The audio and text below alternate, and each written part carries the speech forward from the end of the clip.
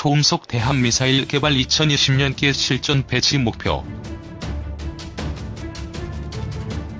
남북한을 비롯한 한반도 주변국이 초음속 및 극초음속 대함미사일 개발 경쟁을 펼치고 있다. 우리 군은 음속의 3에서 4배에 달하는 초음속 대함미사일을 오는 2020년께 실전 배치 목표로 개발 중인 것으로 알려졌고, 북한도 유사시 미군 증원 전력을 저지하는 용도로 4연장 함대함 미사일에 이어 초음속 대함미사일을 개발 중이라고 군의 한 소식통이 20일 밝혔다.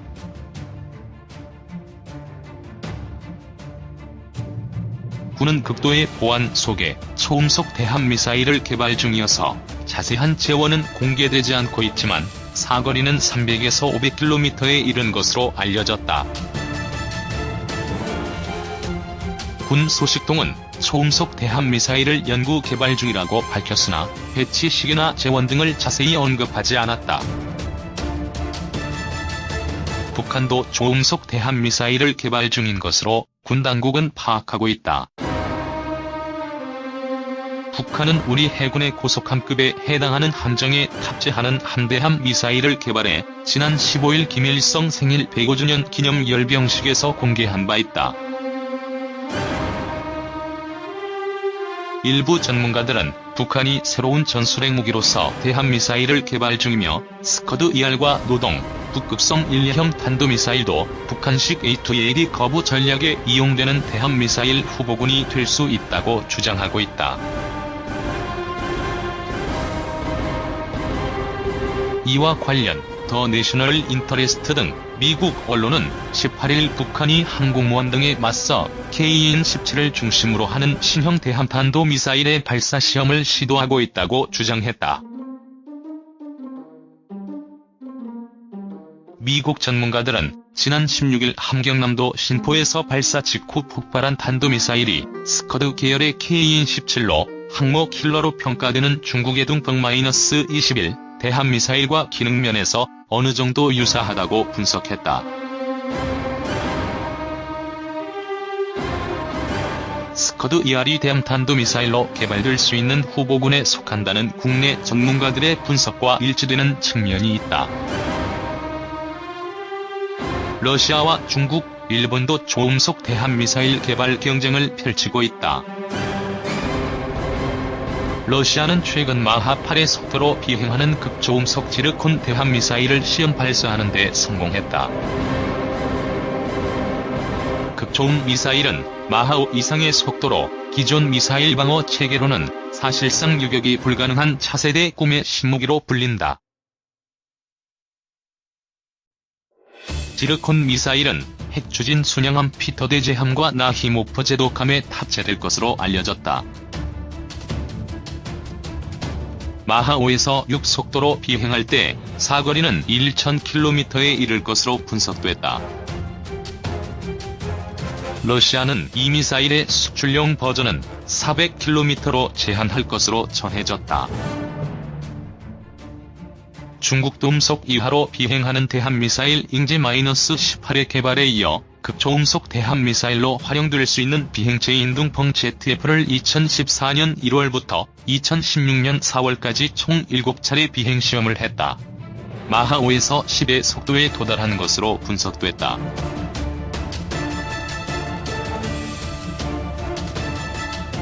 중국과 러시아는 아시아로 급격히 해군력을 팽창하는 미국에 대응하기 위해 극초음속 대함미사일 개발에 나선 것으로 전문가들은 분석했다. 일본도 음속 미만의 공대함 미사일 ASM-1과 ASM-2를 보유하고 있으나 속도가 느려 격추될 가능성이 있어 초음속 공대함 미사일 개발에 뛰어들었다. 이 미사일은 거의 개발되어 양산체제에 돌입할 것으로 알려졌다. 중 2020년까지 스텔스 전투기 100대 배치 가능할까? 현재 세계 최고의 전투기로 꼽히는 기종은 미 공군의 F-22 랩터다. 다른 나라들은 F-22 랩터의 능력 앞에 한 수 접어주고 들어가지만 그러지 않는 나라가 있다. 중국이다. 최근 중국이 3년 뒤까지 100대의 스텔스 전투기를 생산해 실전 배치할 것이라고 밝혔다고 한다. 중공산당 관영 매체들은 중국산 스텔스 전투기가 미 공군의 F-22 랩터보다 우월하다고 주장한다. 연합뉴스는 27일 중공산당 반관영 인터넷 매체 벙파이를 인용, 중국이 스텔스 전투기 개발에 박차를 가하는 한편 미국의 스텔스 전투기를 추적할 수 있는 레이더 개발에 나섰다고 보도했다.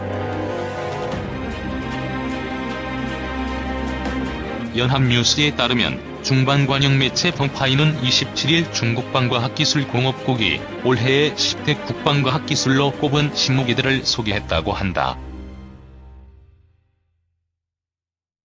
연합뉴스는 이 가운데 YLCAB와 JY-27A 레이더, JE-20 스텔스 전투기, FC-31 스텔스 전투기에 대해 소개했다. 중공군이 개발한 YLCAB는 UHF를, JY-27A는 VHF를 사용하는 레이더다.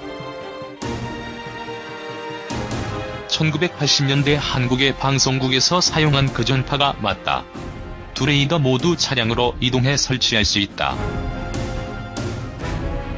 중공군은 YLCAB 레이더가 AESA 레이더라고 주장한다. 덕분에 멀리 떨어진 적기를 3D로 추적할 수 있다는 것이다. 중공군의 주장에 따르면 YLCAB는 250km 떨어진 물체를 추적할 수 있다고 한다. 중공군에 따르면 JY-27A 레이더는 YLCAB보다 소형으로 차량 이동이 용이하고 적이 CM에도 대응할 수 있다고 한다. 이 또한 AESA 레이더라는 주장이다. 그렇다면 우리가 새로 개발한 VHF AESA 레이더로 미군의 F-22를 추적할 수 있다는 중공군의 주장은 사실일까? 실전이 일어나지는 않았지만 대륙의 주장에 불과할 가능성이 높아 보인다. 중공군 관영해방군보는 지난 2월 동해함대가 동진하해 방공식별 구역 인근에서 정체불명의 물체를 발견했으며 미 공군의 F-22일 가능성이 높다고 주장했다. 이에 대해 벙파이는 당시 미 공군의 F-22를 발견한 부대는 YLCAB를 시험 가동 중이었다고 주장했다. 하지만 지난 2월 19일 미 내셔널 인터레스트는 여기에 대한 간단한 분석 기사를 내놨다. 결론은 만약 중공군이 새로 개발한 스텔스 잡는 레이더가 X밴드나 C밴드, Q밴드 가운데 고주파를 사용한다면 몰라도 장거리 파장인 UHF나 VHF로는 정확하게 추적하기 어려울 것이라는 내용이었다. 이는 사실 타마라 레이더가 세간에 알려질 때와 같은 이야기다.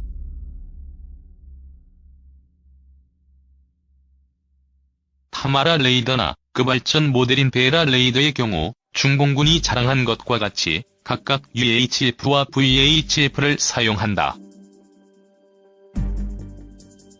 그런데 타마라나 베라가 스텔스 전투기를 잡을 때는 한 곳이 아니라 여러 곳에 레이더를 설치한 뒤 그 탐지 범위 내에 들어온 신호를 수동으로 잡아 이 가운데 이상 신호를 스텔스 전투기로 추정한 뒤 요격하는 형태다.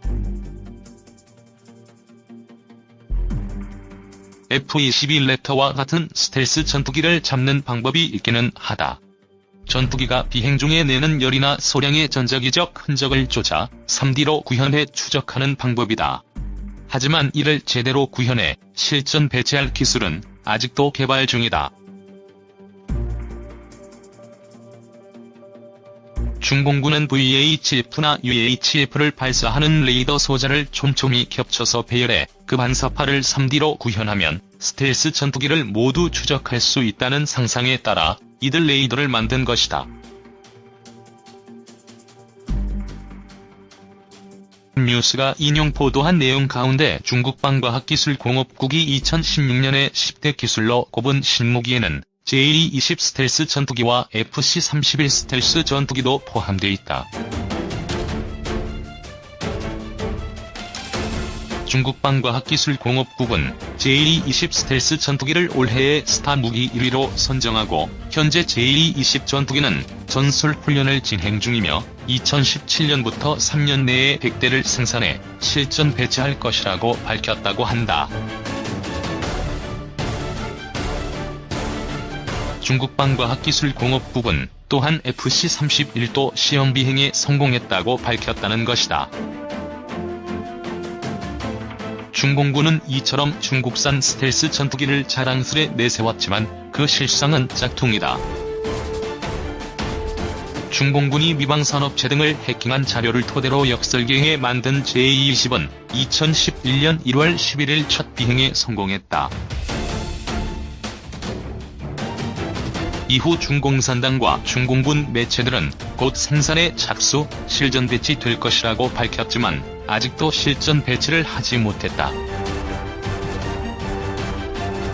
중공군은 그 이유를 밝히지 않고 있지만 세계 군사 전문가들은 이미 상당 부분의 문제점을 밝혀냈다. 가장 큰 문제는 중공군 항공무기의 고질병인 엔진과 항전장비 통합 문제라고 한다. 특히 엔진의 경우 제120은 기체가 미공군의 F-22 랩터보다 더 크고 무거움에도 엔진 출력은 그에 비해 크게 떨어지는 것으로 알려져 있다. F-22 랩터가 상상을 초월하는 기동력과 레이더에 잘 탐지가 안되는 기동, 초음속 순항이 가능한 것은 강력한 엔진과 추력 평양 노즐 덕분인데 중공군에는 이를 실현화할 기술이 부족하다는 평가가 지배적이다. 중공군이 자랑하는 FC-31의 경우에는 미군의 F-35에 필적한다고 자랑하지만 실은 F-35의 설계도를 해킹해 만든 기종이라는 분석이 많다. 문제는 설계도를 갖고 있다고 해서 전투기의 각종 부품의 소재나 항전장비 통합을 정확하게 해내기는 어렵다는 점이다. 게다가 F-35의 최고 강점은 데이터 링크 시스템과 연동되는 헬멧으로 360도 탐지가 가능한 ISRT와 6개의 외부 카메라와 연동돼 마치 가상현실과 같은 상태에서 전투기 조종이 가능하도록 만들어주는 장비다.